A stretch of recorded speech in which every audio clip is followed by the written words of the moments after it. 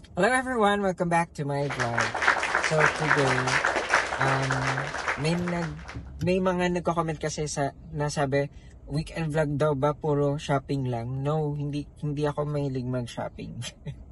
So, may pupuntahan ka for this weekend vlog, you're gonna see where I usually go to get some peace and quiet. Kasi normally during the weekends, I just want to go somewhere na wala masyadong tao, tapos kumain. So, ngayon pupunta tayo ng Tanay. Dati kasi ang puntahan din ba Tagaytay, pero sikip na kasi na yun lagi sa Tagaytay. So, may nakita akong lugar sa Tanay na we're gonna go to right now. So, we're gonna do a quick or a mini road trip. So, vamonos guys, let's go!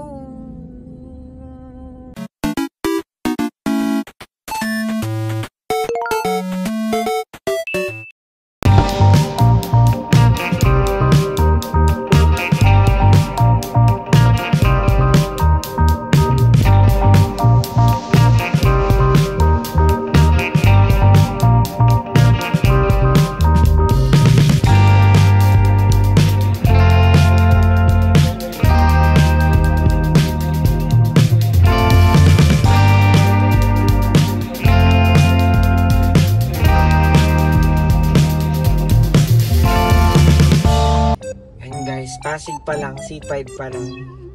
Pero tinamad na ako. So, wala. Wag na lang tayo mag-vlog today. Mag-Jollibee na lang tayo. Ayun o, sobrang traffic kasi guys lagi dito. Kaya nakakapagod ng mag-vlog. Alam mo yun, buhay na to. Hindi na... Sana airplane na lang o helicopter eh. Nakakairita na tong... Ang daming... Charot. Ayun, wala guys. Tingnan nyo yung original na plano. Doon pupunta, pero dito pa lang nakakatamad na.